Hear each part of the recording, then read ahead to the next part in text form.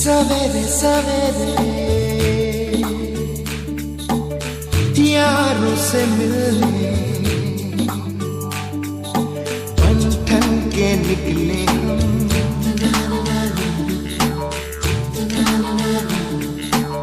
सवेरे सवेरे यारों से मिलने घर से दूर चले हम, रोके से ना रुके हम, मर्जी से चले हम, बादल सा गरजे हम, सावन सा बरसे हम, सूरज सा चमके हम, स्कूल चले हम, स्कूल चले हम।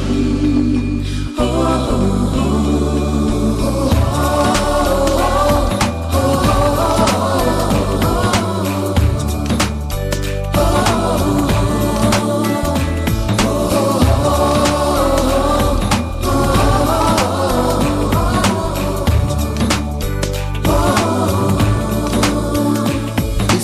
दरवाजे से दुनिया के राज खुलते हैं, कोई आगे चलता है हम पीछे चलते हैं, दीवारों पे किस्मत अपनी लिखी जाती है, इससे हमको जीने की वजह मिलती जाती है, रोके से ना रुके हम, मर्जी से चले हम, बादल सा गरजे हम, सावन सा बरसे हम, सूरज सा चमके हम, स्कूल चले हम, स्कूल चले हम। हो, हो, हो, हो, हो,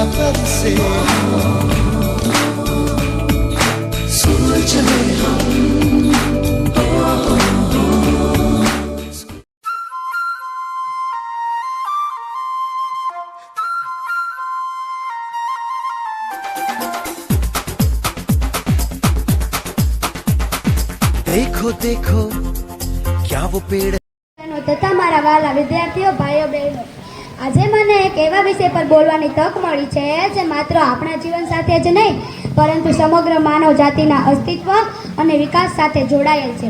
આ વિષય છે શિક્ષણનું મહત્વ. સૌપ્રથમ તો સવાલ એ થાય કે શિક્ષણ એટલે શું? શું શાળાએ જવું, પરીક્ષા આપવી, માર્કશીટ મેળવવી એટલે શિક્ષણ? ના, એ તો માત્ર શિક્ષણનો એક ભાગ જ છે. શિક્ષણનો સાચો અર્થ છે જ્ઞાનનો પ્રકાશ. જેમ અંધારા ઓરડામાં એક નાનકડો દીવો આખા રૂમને પ્રકાશિત કરે છે, જેમ શિક્ષણ મનુષ્યના જીવનમાંથી અજ્ઞાનતા, વહેમો અને અંધશ્રદ્ધાના અંધકારને દૂર કરી જ્ઞાનનો ઉજાસ ફેલાવે છે. તે આપણા અંદર છુપાયેલી શક્તિઓને બહાર લાવવાનું માધ્યમ છે. આપણી સંસ્કૃતિમાં શિક્ષણ અને જ્ઞાનને સર્વશ્રેષ્ઠ ધન માનવામાં આવ્યું છે. એક શ્લોકમાં સરસ કહ્યું છે, ન ચોરાર્ય ન ચ રાજાર્ય ન ભ્રાતૃભાજ્ય ન ચ ભારકારી વ્યયે કૃતે વિર્ધન એવ નિત્ય વિદ્યાધન સર્વધન પ્રધાનમ. અર્થાત વિશ્વારૂપી ધનને કોઈ ચોર ચોરી કરી શકતો નથી, રાજા તેને છીનવી શકતો નથી, ભાઈઓ વચ્ચે ભાગ નથી પડતા અને તે કોઈ બોજ પણ નથી. આ એક એવું અદ્ભુત ધન છે જેને તમે જેટલું વહેંચશો ને તેટલો જ તેમાં વધારો થશે. માટે જ જ્ઞાનને સર્વશ્રેષ્ઠ ધન માનવામાં આવ્યું છે. શિક્ષણ આપણને શું આપે છે? પહેલું, વ્યક્તિત્વનું ઘડતર. શિક્ષણ આપણને વિનમ્ર, વિવેકી અને શિસ્તબદ્ધ બનાવે છે. તે સમાજમાં કેવી રીતે રહેવું, વડીલોનો આદર કેવી રીતે કરવો અને નાના પ્રત્યે કેવી સહાનુભૂતિ રાખવી તે શીખવે છે. બીજું, આત્મનિર્ભરતા અને આર્થિક પ્રગતિ. આજના હરીફાઈના યુગમાં શિક્ષણ વગર જીવન જીવવું ખૂબ મુશ્કેલ બની રહ્યું છે. તે આપણને પગભર થવાની, સારી રોજગારી મેળવવાની અને દેશની આર્થિક પ્રગતિમાં ભાગીદારી બનવાની તક આપે છે. ત્રીજું, વૈજ્ઞાનિક અભિગમ. શિક્ષણ આપણને પ્રશ્ન પૂછતા શીખવે છે. તે આપણને રૂઢિચુસ્ત વિચારોમાંથી બહાર કાઢી તાર્કિક અને વૈજ્ઞાનિક રીતે વિચારતા શીખવે છે. આપણે ડૉક્ટર બાબા સાહેબ આંબેડકર, મહાત્મા ગાંધી અને ડૉક્ટર એપીજે અબ્દુલ કલામ જેવા મહાનુભાવોના જીવન તરફ નજર કરીએ તો ખ્યાલ આવશે કે તે શિક્ષણના બળે જ સમાજના વંચિત વર્ગમાંથી આવીને પણ સન્માન પામ્યા. બાબા સાહેબે કહ્યું છે, શિક્ષણ એ સિંહનું દૂધ છે, જે તેને પીશે તે ગર્જના કરશે. આ વાત સાબિત કરે છે કે શિક્ષણમાં સમાજને બદલવાની કેટલી મોટી તાકાત હોય છે. શિક્ષણ આપણને સમાજમાં કેવી રીતે રહેવું તે શીખવે છે. આપણને શીખવે છે. આપણો દેશ આઝાદીના પંથે છે ત્યારે શિક્ષણનું મહત્વ હજી વધી જાય છે. ખાસ કરીને દીકરીઓનું શિક્ષણ ખૂબ જ જરૂરી છે, કારણ કે એક દીકરો ભણશે તો એક વ્યક્તિ ભણશે, પણ જો એક દીકરી ભણશે ને તો એક પરિવાર અને આવનારી પેઢીઓ ભણશે. આપણે સૌ ભાગ્યશાળી છીએ કે આપણને આટલા સરસ વાતાવરણમાં આટલા પ્રેમાળ અને જ્ઞાની શિક્ષકોના માર્ગદર્શક હેઠળ ભણવાની તક મળે છે. ત્યારે આપણી પણ એ જવાબદારી બને છે કે આપણે માત્ર ગોખણપટ્ટી ન કરીએ અને જ્ઞાનને સાચા અર્થમાં સમજીએ અને આપણા જીવનમાં ઉતારીએ. અંતમાં હું એટલું કહીને મારી વાણીને વિરામ આપીશ કે શિક્ષણ એ જીવનની તૈયારી નથી.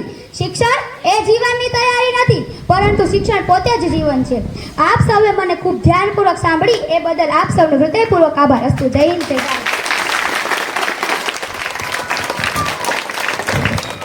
ખૂબ ખૂબ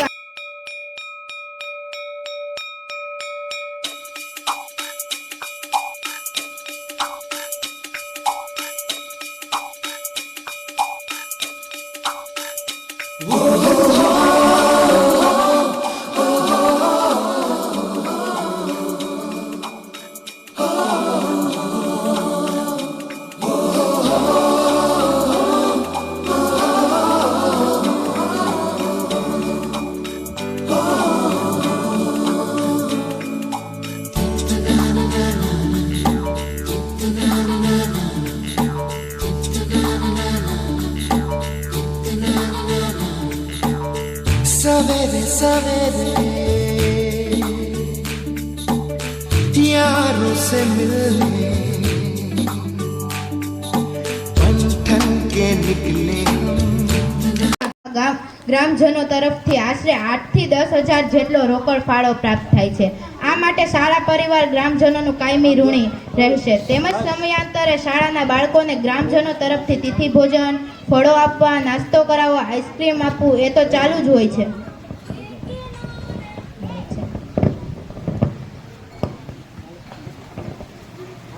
કાલવાણી ગ્રામ લોકો તરફથી શાળાને ખૂબ મોટો સહકાર દર વર્ષે અવિરત મળતો આવ્યો છે.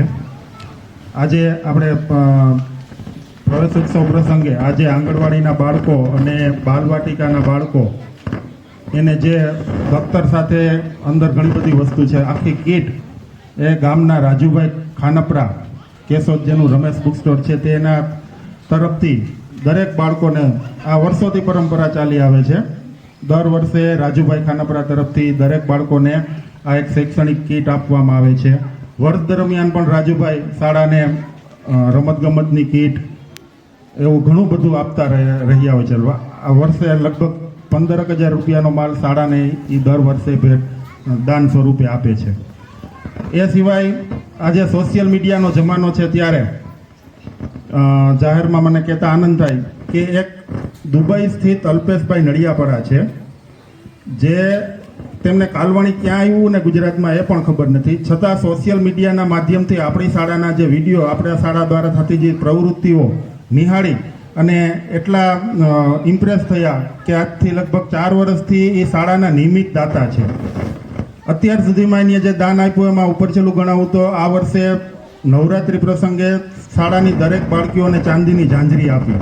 ગયા વર્ષે દરેક બાળકીઓને દાંડિયા આપ્યા હતા, છોકરાઓને ટેનિસનો બોલ આપ્યો હતો. શિયાળો શરૂ થયો ત્યારે શાળાના દરેક કુમાર અને કન્યા દરેક બાળકોને સ્વેટર આપવામાં આવ્યું. જો આ એવી વ્યક્તિ છે કે જેને ગામ આરે કે શાળા આરે કોઈ લેવા દેવા નથી, છતાં પણ એટલી આત્મીયતા બંધાઈ ગઈ ને દુબઈ સ્થિત છે વિદેશમાં, અને એ સિવાય વર્ષમાં 3 થી 4 વર્ષ બાળકોને ભરપેટ ભોજન કરાવે છે. અને પરીક્ષા ચાલુ થાય ત્યારે બાળકોને પેડ, બોલપેન, પેન્સિલ, એક બાળકોને 100 રૂપિયાની રકમ થાય એવું કીટ ભેટ સ્વરૂપે આપે છે. તો આ કામ કરતા હોય તો આપવાવાળા ઘણા બધા અખૂટ દાતાઓને લીધે જ કામ કરવાનો ઉત્સાહ વધે છે, પ્રસંગ સચવાય છે અને બાળકોને પણ જો મને ઉત્સાહ મળી રહે છે. તો આજના પ્રવેશ ઉત્સવ પ્રસંગે હું આ રાજુભાઈ ખાનપરા અને અલ્પેશભાઈ નડિયાપરાનો ખૂબ ખૂબ શાળા પરિવાર વતી ઋણ વ્યક્ત કરું છું. ગામ લોકોનો પણ ખૂબ સારો ફાળો છે. દર વખતે 15મી ઓગસ્ટ અને 26મી જાન્યુઆરીએ આપણે ગામમાં 50 થી માંડીને 500 રૂપિયા સુધી લોકો શાળામાં ભેટ સ્વરૂપે આપે છે. તો આ પણ ગામનો સહકાર બહુ મોટો કહેવાય. તો આ પ્રસંગે નામી અનામી અનેક દાતાઓનો શાળા પરિવાર વતી ખૂબ ખૂબ આભાર માનું છું.